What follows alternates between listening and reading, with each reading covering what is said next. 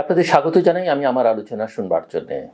আমরা চাই কিংবা না চাই সরকারের অবস্থা, বর্তমান পরিস্থিতি, প্রফেসর মোহাম্মদ ইউনূস, উপদেষ্টাদের নিয়ে এবং নতুন রাজনৈতিক দল নিয়ে আমাদের কথা বলতেই হচ্ছে। বাংলাদেশের অন্তর্বর্তীকালীন সরকারের প্রধান প্রফেসর ডক্টর মোহাম্মদ ইউনূস সম্প্রতি একটি সাক্ষাৎকার দিয়েছেন আন্তর্জাতিক খ্যাতিসম্পন্ন পত্রিকা দ্য গার্ডিয়ানের সঙ্গে। আমার আজকের আলোচনাটা মূলত ওই সাক্ষাৎকারের উপরে ভিত্তি করেই। অধ্যাপক মোহাম্মদ ইউনূসের নেতৃত্বে বাংলাদেশের নতুন অধ্যায় শুরু হলো এবং এই অধ্যায়কে অনেকে কালো অধ্যায় বলছেন, অনেকেও নতুন ভোর বলছেন। দেশের পরিস্থিতিটা কিন্তু এখনো চ্যালেঞ্জের মধ্যে রয়েছে, কেউ এটা মানুন কিংবা না মানুন। গার্ডিয়ানকে দেয়া এক সাক্ষাৎকারে প্রফেসর মোহাম্মদ ইউনূস উল্লেখ করেছেন যে শেখ হাসিনার শাসনামলে দেশের বিভিন্ন প্রতিষ্ঠান, নীতিমালা এবং আন্তর্জাতিক সম্পর্ক ধ্বংস হয়েছে, যা বাংলাদেশকে একটা গভীর সংকটের মধ্যে ঠেলে দিয়েছে।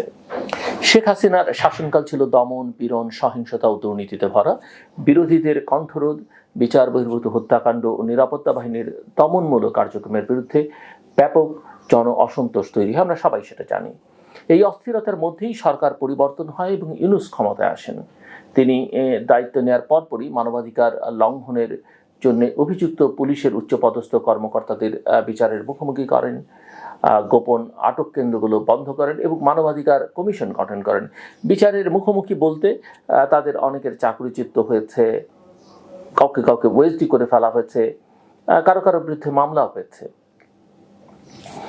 অধ্যাপক ইউনূস প্রতিশ্রুতি দিয়েছেন যে 2026 সালের মার্চের মধ্যে বাংলাদেশে একটি অবাধ ও সুষ্ঠু নির্বাচন অনুষ্ঠিত হবে এবং এরপর তিনি ক্ষমতা হস্তান্তর করবেন।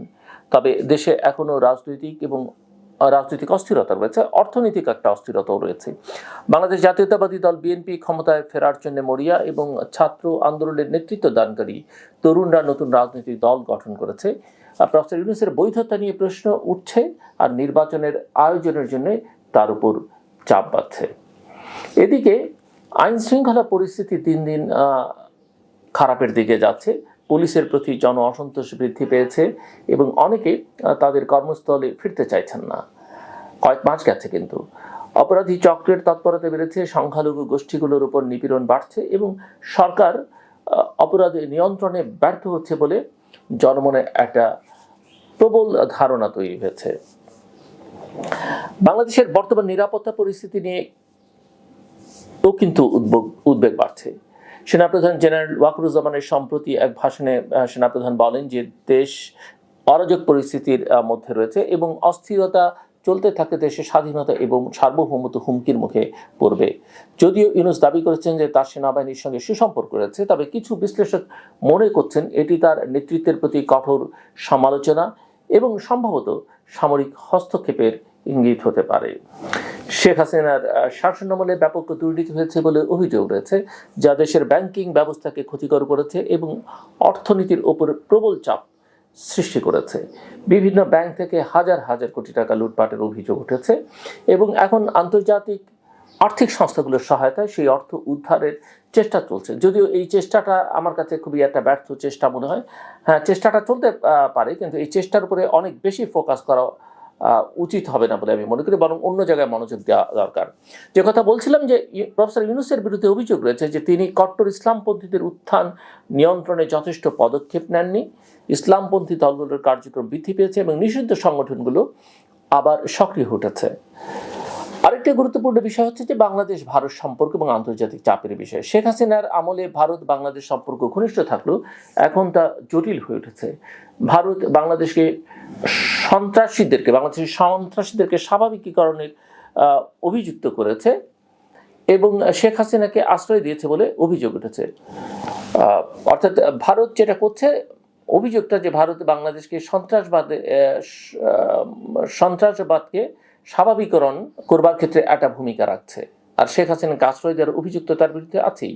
তো সব মিলিয়ে যেটা দাঁড়াচ্ছে যে নিষিদ্ধ সংগঠনগুলো আবারও অনেক সক্রিয় হতে শুরু করেছে এবং বাংলাদেশ সরকার ভারতকে তার প্রত্যর্পণের অনুরোধ পাঠালেও এখন পর্যন্ত তেমন কোনো সাড়া কিন্তু পাওয়া যাচ্ছে না এবং ভারত এই বিষয়ে স্পষ্ট করে কোনো বক্তব্য দিচ্ছে বলেও আমরা কিন্তু শুনছি না।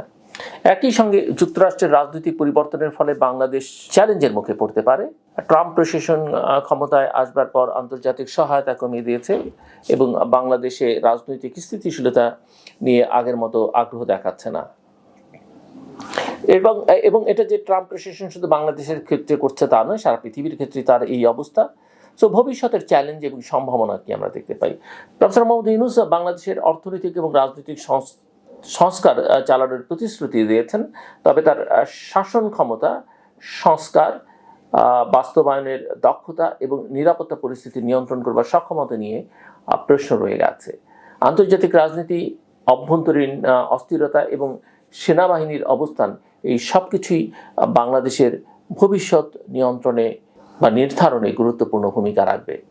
অধ্যাপক মোহাম্মদ ইউনূস যদিও তার নেতৃত্বে গণতন্ত্র পুনঃপ্রতিষ্ঠার প্রতিশ্রুতি দিয়েছেন, তবে দেশের চলমান সংকট মোকাবেলায় তিনি কতটা সফল হবেন সেটাই এখন বড় প্রশ্ন। সমাধানগুলো কি? সমাধানগুলো হচ্ছে যে প্রফেসর মোহাম্মদ ইউনূসকে যত দ্রুত সম্ভব বাংলাদেশের জাতীয় সংসদ নির্বাচন দিতে হবে এবং যত দ্রুত দিতে পারবেন তত তার জন্য, তার সরকারের জন্য কল্যাণকর, এবং দেশের জন্য কি হবে সেটা আমরা বলতে পারবো না, তবে এক ধরনের স্থিতিশীলতা ফেরত আসবে জনমনে, বিনিয়োগকারীদের মধ্যে, দেশীয় এবং বৈদেশিক, এবং আমাদের উন্নয়ন সহযোগীদের মধ্যে একটা আস্থা ফেরত আসবে। সরকারের একটা কন্ট্রোল প্রতিষ্ঠিত হবে প্রশাসনের উপরে, আইন শৃঙ্খলা রক্ষাকারী বাহিনী এবং নিরাপত্তা বাহিনীর উপরে, যেটা এখন একদমই নেই।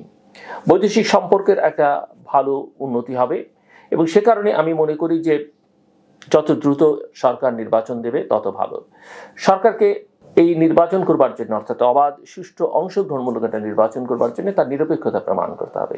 সেই নিরপেক্ষতা প্রমাণ করবার জন্য সরকারের যে নতুন রাজনৈতিক দল হয়েছে এনসিপি, তার সঙ্গে তার সংশ্লিষ্টতা ইতোমধ্যেই বেশ খানিকটা প্রমাণিত। এখান থেকে সরকারকে বেরিয়ে আসতে হবে এবং সরকারের ওই দলের সঙ্গে যারা প্রত্যক্ষ বা পরোক্ষভাবে যুক্ত আছেন তাদেরকে সরকারের বাইরে নিয়ে যেতে হবে এবং সেই সঙ্গে সংস্কারের যে কার্যক্রম সরকার হাতে নিয়েছে বা কমিশনগুলো যেগুলো হয়েছে, সেই কমিশনগুলোর রিপোর্টের ভিত্তিতে একটা জাতীয় ঐকমত্য প্রতিষ্ঠা করার চেষ্টা তারা করতে পারেন, কিন্তু সেটার উপরে নির্ভর করে থাকলে চলবে না। শুধুমাত্র নির্বাচন সংশ্লিষ্ট বিষয় যেটুকু সংস্কার করা দরকার সেই সংস্কারটুকু তাদেরকে করতে হবে। এর বাইরে বাকি বিষয়ে যে তারা জাতীয় ঐকমত্য কমিশন করেছেন, সেই কমিশন দিয়ে অন্যান্য রাজনৈতিক দলগুলোকে একটা প্ল্যাটফর্মে আনতে পারেন, একটা কনসেনসাস ডেভেলপ করতে পারেন, সেটা খুবই ভালো হবে। সেটা যদি না পারেন তাহলে তাদের সুপারিশমালা রাজনৈতিক দলগুলোর কাছে, বিশেষ করে যারা ক্ষমতায় আসবেন আগামী দিনে, তাদের কাছে দিয়ে দিতে পারেন। কোনো রাজনৈতিক দলকে সুনির্দিষ্টভাবে আইনি প্রক্রিয়ায় নিষিদ্ধ করা ছাড়া সরকারি আদেশে নির্দেশে কোনো রাজনৈতিক দলকে নিষিদ্ধ করা যাবে না এবং এটা কোনো কাজে দেয় না। কোনো রাজনীতি আসলে নিষিদ্ধ করা যায় না। নির্বাচনটা সবার জন্য অবাধ করে দিতে হবে। তাতে কে নির্বাচনে আসলো কে আসলো না সেটা তাদের ব্যাপার, কিন্তু যারা নির্বাচনে যাবেন তাদের জন্য নির্বাচনের একটা পরিবেশ তৈরি করে দিতে হবে। এগুলোই হচ্ছে সরকারের সামনে বড় চ্যালেঞ্জ। অর্থনৈতিকভাবে বাংলাদেশ খুব বিপর্যস্ত অবস্থার মধ্যে আছে, মানুষের নিরাপত্তার সংকট আছে। এগুলো যদি সরকার সমাধান না করতে পারে আগামী দিনগুলোতে তাদের জন্য এক ভয়াবহ পরিস্থিতি অপেক্ষা করছে বলে আমার ধারণা। আমি মনে করি যে তারা প্রত্যেকেই সম্মানীয় ব্যক্তিত্ব, এই সরকারে যারা আছেন, যারা যত দ্রুত তাদের মনের ভেতরে যদি অন্য কিছু থাকে সেটা তারা মন থেকে মুছে ফেলতে পারেন। বাংলাদেশ একটা ভিন্ন প্রকৃতির, ভিন্ন আবহাওয়ার দেশ। এখানকার মানুষ ভিন্ন। যখন ঘুমিয়ে থাকে তখন ঘুমোয়, যখন জেগে ওঠে তখন জেগে ওঠে, এবং জেগে উঠে কি হয়, কি করতে পারে, শেখ হাসিনা সেটা মর্মে মর্মে উপলব্ধি করতে পারেন। তার মতো লৌহ মানবী মর্মে মর্মে উপলব্ধি করতে পারেন এবং আরও অনেকেই জীবন দিয়ে সেটা উপলব্ধি করেছেন। আজ আমি মনে করি যত দ্রুত সম্ভব বাংলাদেশের গণতান্ত্রিক উত্তরণে এই সরকারকে উদ্যোগী ভূমিকা পালন করা উচিত। এর বাইরে অন্য কিছু চিন্তা করা তাদের জন্য ঠিক হবে না। আমার কথা শুনবার জন্য অসংখ্য ধন্যবাদ। আপনাদের সবার জন্য শুভকামনা।